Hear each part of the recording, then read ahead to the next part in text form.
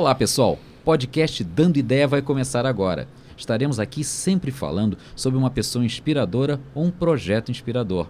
Eu sou Daniel Santana e tenho aqui comigo a professora Nara Maritza, do CEP Dr. Bento Rubião, na Rocinha, que vai nos falar sobre o projeto Intercâmbio de Culturas e Saberes Docentes e Discentes Brasil e Colômbia. Seja bem-vinda, professora Nara. Obrigada pelo convite. Temos também aqui a presença da professora Cristina Sá, assistente da Gerência de Educação da Nona CRE. Como vai? Tudo bem? Bem, obrigada. Um prazer estar aqui com vocês. Participando do nosso papo, a nossa querida professora Ana Christian Veneno, da Assessoria de Articulação Pedagógica da Multirio. Ana, olá, como é que vai? Pessoal. Tudo bem? É um prazer enorme.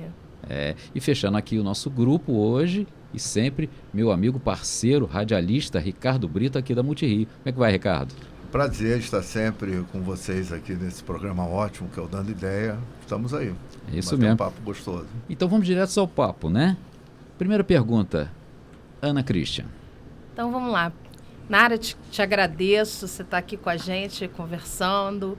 E vendo o teu programa, teu projeto, né, todo o trabalho que você desenvolveu com os meninos, conta pra gente essa pequena história introdutória da relação entre México, Colômbia, Brasil. Dá uma ideia pra gente de como é que nasceu essa demanda.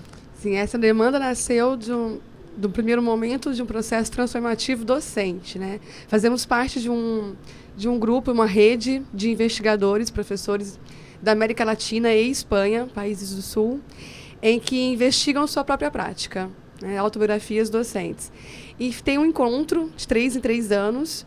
O encontro foi o ano passado, o grande encontro, que existem outros, né? Ano que vem vai ser em Córdoba, na Argentina. Mas o grande encontro acontece de 3 em 3 anos e aconteceu ano passado no México. E durante uma mesa de trocas de prática entre os professores, eu e um professor, Ivan Martinez, da Colômbia, descobrimos que tínhamos uma maneira de trabalhar muito parecida, né? E surgiu a necessidade o desafio, né? Vamos fazer uma prática em conjunto, porque da mesma maneira que foi significativo para nós docentes aquele espaço, essa troca de saberes, o dizer o seu país, o dizer a sua cultura, se foi tão interessante para nós, também não pode ser para os alunos essa troca. E era um momento de Copa do Mundo também, né? Tava todo mundo sensibilizado com a cultura do outro. E surgiu assim no México e realmente no primeiro momento foi só uma ideia e realmente criou corpo e estamos enamorados, como diz ele, da prática.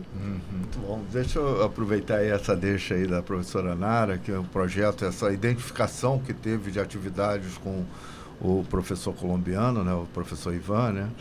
E vocês, dentro dessa, que é um estímulo, né, para os seus alunos, né, quando você coloca ele para se apresentarem, né, e apresentarem para o outro, né, que não entende, que não conhece quem você é e o que você faz, né? E como foi esse trabalho com os seus alunos, assim, vocês estimulando-os a se apresentarem, né, apresentarem autoestima pelo seu espaço e pelo seu país, né? Sim, foi uma descoberta também para os meus alunos. Muitos dos meus alunos não saem de dentro da comunidade e foi diagnosticado que muitos não conheciam, né, os pontos turísticos do Rio de Janeiro.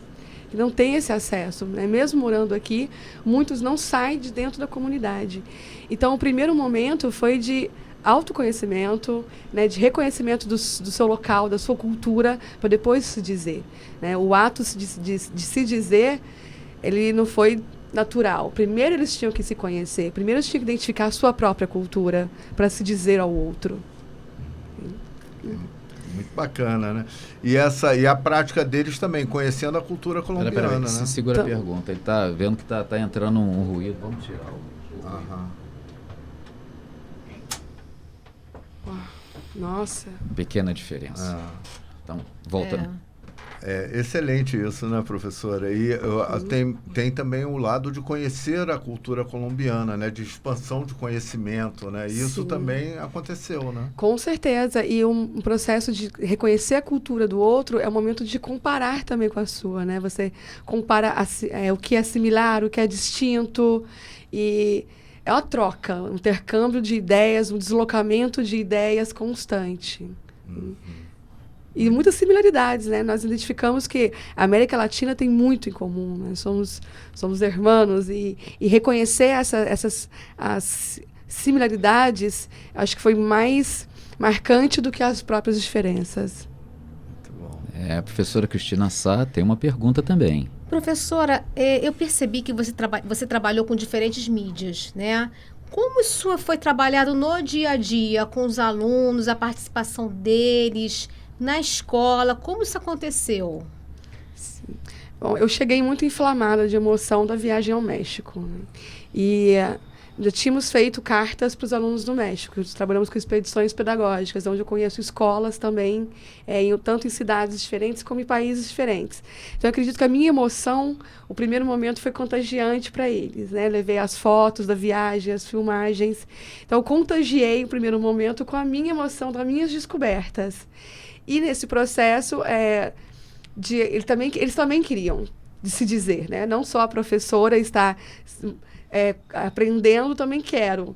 Então, houve o interesse deles também. Eu não cheguei com isso dado, né? Acho que a minha emoção contagiou. E disse que o professor da Colômbia estava interessado em conhecer a nossa cultura. Ele veio também ao Brasil e está aqui novamente na semana que vem, no congresso na UERJ, na Filosofia, que vamos apresentar esse trabalho. E a necessidade de contar, de receber esse professor, né? E eu também iria para a Colômbia, eu pedi ajuda para meus alunos, né? Como que eu vou preencher uma passagem que é em inglês, por exemplo? Eu não sei preencher uma passagem em inglês. E os alunos iam me ajudando a resolver os meus problemas nessa viagem, né? Como que eu ia apresentar? Isso é muito então, legal. veio do interesse deles em me ajudar. E as tecnologias em sala de aula hoje, as trocas foi por videoconferências. Né? Nós abríamos na sala de aula da Colômbia e na nossa sala de aula a gente se via por webcam. Nossa, que bacana. E a comunicação, as barreiras não existem, né? Para a criança, as barreiras nós vamos construindo como tornando adultos. Para a criança, a gente aprende que não existe barreiras nenhuma. Então, a língua também não foi barreira. Porque eu colocava as barreiras para eles. Mas como é que nós vamos entender? E eles sabiam como resolver. Abre a internet, né? Eles já sabiam como se resolver ali no meio virtual. E aprendimos com o Duolingo, palavras que não conhecíamos. Assistimos vídeos do Google Earth também, que você consegue ir no país pela videoconferência. As tecnologias auxiliou muito nessa aproximação. É muito bom. E falando em tecnologia, lembrando para todo mundo que vocês estão curtindo e ouvindo o podcast Dando Ideia, sempre trazendo uma pessoa inspiradora, um projeto inspirador. E hoje conosco temos aqui a professora Nara Maritza, do CIEP Dr. Bento Rubião da Rocinha. E agora, Ana Christian tem mais uma pergunta. Eu tenho muitas. Espero que o tempo nos favoreça, né? Eu, escutando e vendo, né, o brilho nos seus olhos, e eu falei assim, de fato, isso já é uma provocação e um convite. Você entrar na sala de aula, né, com esse seu sorriso, com essa disponibilidade de aprender com eles, e me bateu uma curiosidade, né? Você utilizou a sua ida à Colômbia, o seu processo de aprendizado, de autoformação docente, e isso estimulou os meninos. Pensando na garotada, né, da Rocinha, que outras motivações você identificou nesses meninos e você pode, vamos dizer, contar pra gente que outras motivações esses meninos têm a partir da tua escuta, né, e que possam ser também motivos de novos projetos, não só lá para o CIEP, mas para outras escolas nossas da rede? Nossos alunos são muito criativos, né? E muitas vezes eles não sabem, ninguém diz para eles isso, ou então tolhe sua criatividade, né? E a motivação maior é a descoberta deles que eles são protagonistas de sua própria história, né? Somos seres culturais, somos seres em constante e permanente aprendizagem, trocas. Então, eles se perceberem como seres criativos, criadores, e se conhecerem também dentro de uma cultura, se identificarem dentro dessa cultura, e essa é a maior motivação, né? Eles queriam se dizer, eles lembraram que eles eram o funk, né, que surgiu ali na Rocinha, então eles queriam mandar suas letras de funk, queriam dizer o que eles produziam, que eles se colocaram se reconheceram como esses seres criativos, que muitas vezes, nas práticas cotidianas, você só oferece pronto um trabalho e não dá esses passos de seres criativos que somos, essa prática humana. A gente conversou um pouquinho antes e você me contou que você está com o 3º ano, né? Um pouco desafiador. Sim. E que você já está também trazendo essa motivação, né? Você está instaurando aí em cada um desses meninos essa motivação. Conta também um pouquinho dessa experiência para a gente, como é que você está começando a desenhar esse processo. Foi um desafio pegar um 3º ano. Há 5 anos que eu cheguei no Rio, 5 anos que eu trabalhei com alfabetização e tenho pesquisado a alfabetização no 1º ano. Então, pegar uma turma de 3º ano com singularidade, especificidade, alunos que já apresentam uma dificuldade com a escrita, com a leitura, foi desafiador para mim e para eles também. Mas o despertar o conhecimento, que eles achavam que a escrita era algo muito distante da vida deles, que era algo da escola. Né? Eu vou para a escola aprender aquilo que é da escola, que é aquela escrita que não faz sentido para mim, que é um monte de palavras no quadro que não tem semântica, né? Você não dá semântica para as palavras. E, então, na verdade, eu tenho aprendido muito mais com eles do que eles comigo, porque valorizar as culturas e os saberes que eles já têm. Né? A gente fez um projeto no 3º ano, que eu tenho para te ensinar. Porque eles chegaram desautorizados, desacreditados, né? Já repetiram algumas vezes o 3º ano, então já está enraizado neles que eu não sei. A primeira fala era, eu não sei escrever. E nem tenta escrever. Né? E também não tenho por que escrever. Isso é coisa de escola. Então, mostrar para eles que a escrita não é uma coisa de escola, que é na vida, né? E que é onde você usa no cotidiano. Está em todos os gêneros discursivos, né? É no encarte, no manual de instrução. Eu comprei um jogo de totó para nossa sala e eles tinham que montar aquele jogo. E eles sabiam que era o manual de instrução, eles sabiam resolver aquela situação. E a necessidade da leitura fez com que eles lessem para poder montar o jogo. Então, surge a necessidade para resolver os seus problemas que emergem ali no cotidiano da sala de aula. Então, a minha aula era meio... Não tenho... Lógico, eu sei quais são os objetivos que eu tenho que trabalhar, quais são os descritores, mas não tem uma regra. Eu não começo no começo do ano. Agora vamos aprender isso. Não tem uma hora para aprender. A hora de aprender é a hora que surge a necessidade. E você tendo conhecimento de todos os descritores, de todo o conteúdo que você tem que dar, naquela emergência das soluções do cotidiano, você consegue encaixar os conteúdos e torna algo significativo. A nossa aula, como diz Jorge La Roça, é uma aula de acontecimentos, né? Emerge. E a maioria sempre deles, né? Esse projeto, que é o que eu tenho para te ensinar, e pondera os saberes dele. Eles falam, eu também sou um ser que produz conhecimento e posso ensinar o outro. E aí você vê eles tentando escrever porque eles querem se dizer, eles querem ensinar alguma coisa para o outro. É mostrar que nós somos criadores e criativos. E, professora, como é a participação de outros professores, agentes e educadores responsáveis pelos alunos? Eles participam do projeto também? Eles participam dessa Dou trabalho para todo mundo.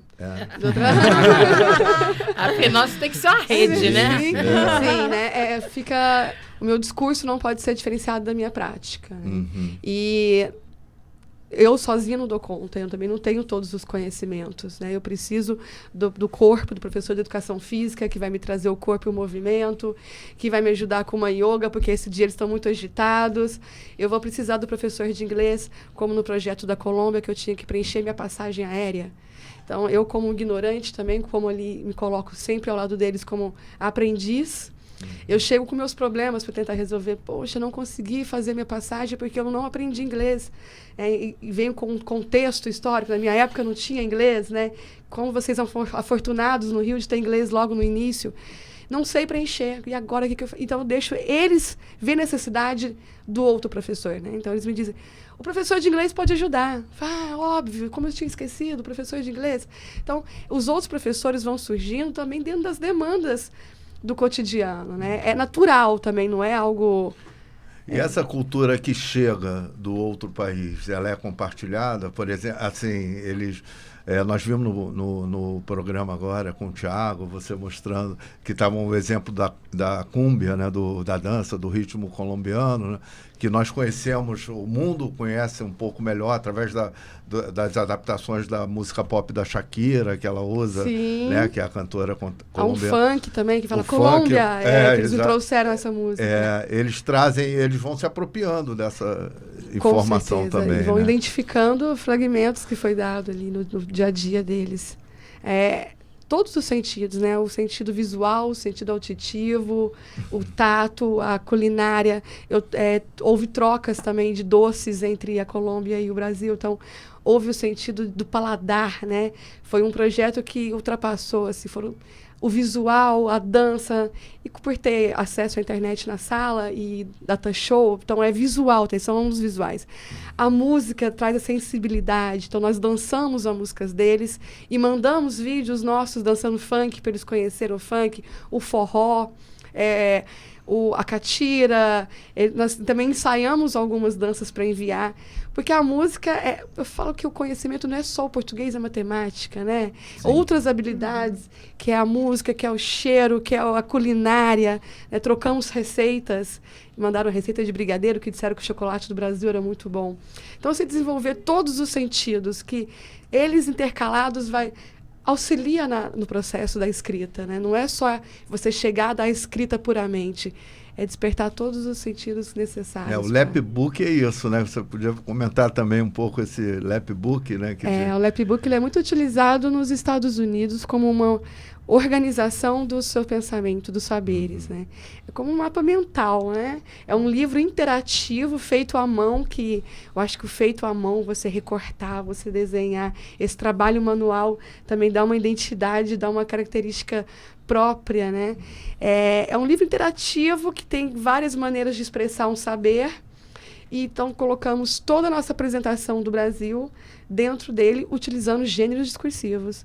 Porque, afinal, as pessoas têm uma confusão, que acham que você trabalhar o cotidiano, trabalhar uma alfabetização que surge dali dos sentidos, que surge da emergência, não é você desvincular também dos objetivos pedagógicos, né?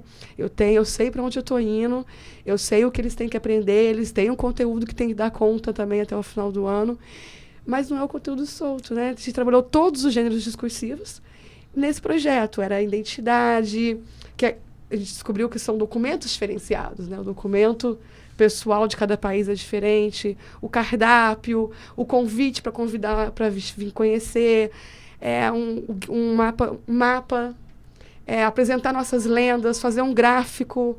É possível trabalhar todo esse conteúdo de maneira significativa com o que nós estamos discutindo naquele momento. Legal, inclusive a questão dos fusos horários, né? A diferença de horário. Sim. Aqui entre Brasil e Colômbia. Sim, trabalhando a leitura de horas, leitura e escrita de horas. Também consegue trabalhar adição, subtração, né? Se aqui é 9 horas, quantas horas são lá? Se é menos, mais, você tem que fazer uma adição ou uma subtração para chegar nessa hora. De maneira dinâmica, né? Eu não cheguei um dia com uma folhinha separada, preenche a hora. Houve um sentido para ele fazer aquela hora, ele teve que pensar. Muito bem. E lembrando, já que nós estamos falando de Colômbia, de língua, que nós temos na Multirio a rádio Ciranda de Criança, que tem uma faixa de música em espanhol, em inglês, que aí a garotada pode ouvir essa música e curtir e de repente aprender alguma coisa, porque as músicas sempre ensinam números, nomes de frutas e vai por aí afora. E aí, curtiu esse videocast? No portal da Multirio tem um podcast com mais informações sobre o assunto só para você.